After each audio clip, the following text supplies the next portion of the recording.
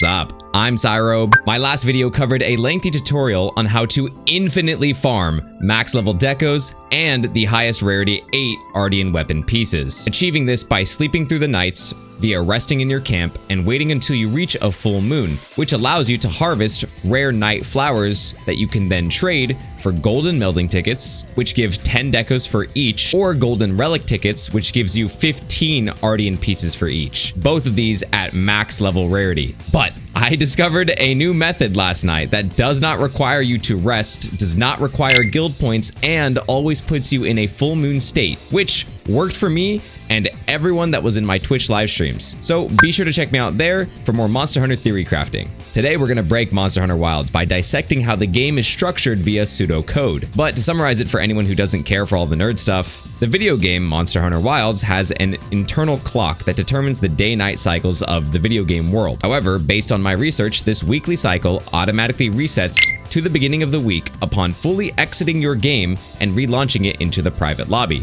I'll explain how this works in detail in a bit, but it just so happens that the start of every single week begins with a full moon, which is what you need since the night flowers can only be harvested on a full moon. This means that you don't have to waste guild points by resting, and you don't have to keep an eye out for what phase the moon is on. With this method, all you need to do is just close your game, reopen it into a private lobby, and you should be in the daytime of a full moon, meaning a full moon should always be guaranteed when it turns night. In addition to this method, the quests you select don't matter, as I'm fairly certain I was able to debunk the quests having any influence on your results. For example, the Leviathan's Temper or the Desert Knows Not the Sea quests will both work here, and either choice doesn't matter because all that matters is how the day-night cycle functions within the game's code, and both of these quests set you to the evening time, which is right before the nighttime where the full moon is. That's the only part that matters. I'm going to draw a visual diagram of how this works that I covered during my live stream. So here is a little diagram in MS Paint of what I believe is happening in terms of the code of the game and the internal timers or internal clocks of the day-night cycle within Monster Hunter Wilds. So you have two clocks. You have clock number 1. This is for your regular home or field clock time or day-night cycle, if you will. This is basically means just that when you're not doing anything, when you're not in any quest, this is the clock that is being used. When you're not doing anything at all. Then, when you activate a quest, it inherits this clock to the new quest clock. And this is a separate instance, but it shares the same clock. It shares all of the same data. So if this clock would have a full moon at nighttime, or a crescent moon at nighttime, then this clock would have a crescent moon at nighttime. The difference is that when you reset your game, you start like right here. This is where you restart your game. Then when you activate the quest, you actually always start here because it takes you to the evening. So think of it like this. If 10 minutes pass, you reach the end of the night. But in the real world, 10 minutes pass and you're still in the morning or like the evening, right? Then you get to reset and then another 10 minutes pass where you get to farm again. Now you're down here. Again, reset the quest. Now you're over here. Again, reset the quest again. And now you're over here. Again, you still have so much time that you're able to farm for this because this is always at nighttime and it's always going to be a full moon if this would be a full moon. Then it's not until this timer reaches past midnight again that this quest clock will no longer inherit the full moon because the cycles have changed. Everyone following? This sets you in the morning or day of a full moon when you exit your game and relog into your game. That sets you to the beginning of the week, which just so happens to always be the day or morning time of a full moon. So if you take that day or morning time and then literally just sit around and wait, the same day at night would become a full moon. And because this is going to be a full moon at nighttime, this will be a full moon at nighttime.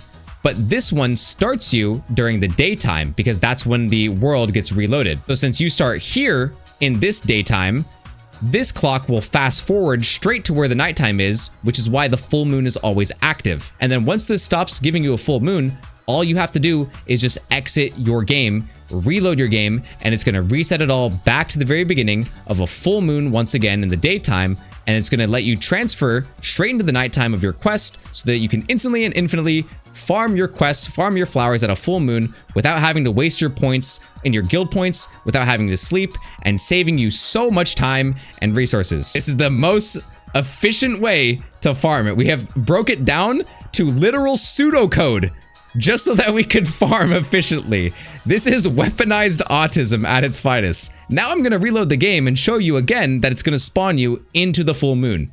So now that I have closed out of my game, before I closed my game, it was not the night of a full moon. There was no full moon at all. I closed my game. Now I'm gonna reopen it and we're gonna see where that puts us. If my theory is correct, closing and opening the game is going to put you in the beginning of the day of a full moon. So the full moon, like the daytime, and then in that same day, once it hits nighttime, would be a full moon. That's what I mean. It would be a full moon later at night, but you start in the day portion. So let's see what that happens. We're gonna go private lobby. Okay, yeah, so we're in the morning. We are in the morning. This is the morning of a full moon. So what this should mean is that we are currently in the daytime section of a full moon. Got it. Now let's go here. We're gonna go immediately to PS1 Graphics Alma, and we're gonna join either Leviathan's Temper or the Desert Knows Not the Sea. Either one of these works apparently, because what that's gonna do is it's gonna spawn you in the evening, right where the full moon goes into effect. So either one works. There's a new area that I forgot to get, so I'm gonna be departing in area 3 to see if the flowers will instantly spawn. Again, I closed out of my game, I restarted my game, and what my theory is that the internal clock within the day-night cycles of the video game gets reset back to the beginning of a week, back to the beginning of a weekly cycle every time you close and open the game, which means the weekly cycle, for whatever reason, starts at a full moon. The day of the full moon is the first day of the week in this game, okay? So we're gonna test that. If this flower blooms, that confirms it, that this is going to be the daytime in the real world, and then in the quest world, it's going to share and inherit the daytime stats and become a full moon every single time. This quest world that I'm in now is inheriting the day-night cycle of the home world, except it spawns you at the nighttime because this quest takes place at nighttime. So it's basically fast-forwarding in a separate instance to nighttime, and then when you come back, you're going to go back to the daytime. And it's not until the regular world daytime expires that the full moon in this world will go away. I know, it sounds very confusing, but bear with me. What that should mean is that this is... It worked. That's live. I just did that live. I quit the game when it wasn't a full moon, came back, loaded into the day of a full moon, fast-forwarded to the nighttime on a quest, and I don't have to sleep, I don't have to pay any guild points, I don't have to do anything. Then I'm gonna go here to area 10 and pick the other one. And the regular world is a separate instance for the day-night cycles. They both share the same time. They both share the same clock, but they're at different intervals on the same clock. So like, let's say you took a clock and you put the hand at like 2 p.m. and then you fast-forwarded the hand to 9 p.m. and then when you leave the quest, you're rewinding it back to 2 p.m. That's what's happening. And until that actual real-world clock passes the nighttime and passes to the next day, you will always have a full moon with this method. So now I return from my quests, just like that. I think this is it. I think this is it. This is crazy. This is crazy that we're doing this live. Just people that can't just quit their game. This is why I love live streaming, dude. You guys are the best. I fucking love my live stream community. You guys are amazing. You guys are awesome. Okay, see, so I was right. So now we're back in the main world instance. This is the main field clock. That's what it's called. This is the field clock. This is the main world when you're not doing any quests. It's still gonna be a full moon, even though it's bright day, because this is the daytime of a full moon. And this sets you to the nighttime. So we'll try both. We'll do this one too, just to be safe. This should instantly spawn a full moon because we quit the game, reloaded the game, the week resets to the beginning of the week. And the beginning of the week, for whatever reason, is always a full moon. All right, so again, we're doing the same thing. We're just going back to the quest. We don't have to sleep and we don't have to waste our guild points. Now we're here again. We're gonna go here to the other one. And we're just gonna keep doing this. I'm gonna ride this out and we're gonna quit again. We're just gonna farm now. We're just gonna power farm, boys. Okay, here is where I'm going to be covering all of the known issues that people may or may not be having when doing this farming strat. Because a lot of comments thinking that it's patched because they aren't getting it to work. It's not patched for now, and it still works. So here are some known issues that you're probably running into. This is something else I see a lot of people get incorrect because they are confusing the golden relic tickets with the golden melding tickets. The melding tickets are for your decos, and the relic tickets are for your weapon pieces. The max level rarity 8 artian pieces is what comes from the relic ticket, where the max level tier 3 decos is what comes from the melding tickets. Number 1, your melding tickets aren't spawning, because when you go to Nata and you go to his shop, he doesn't have what you want from Sekka. Right now, this is a perfect example. She doesn't have what I want. She has nothing. There's no melding tickets, there's no relic tickets. The reason is because it is a random pool or a random table of items that can appear here. That is the only thing that's going to consume your guild points now. Now, a couple people have been saying that their moon phase isn't changing or that it's frozen or something like that. I don't have an actual reason for this, but they said that for whatever reason, when you are on like chapter 5-2 or something, but one of these sections in chapter 5 is preventing the moon from changing. So just double check that. The final one that I think most people are having is that when they go to Suja Peaks of Accord and they go to the grandma to redeem their melding tickets and get the rewards, they don't see this option.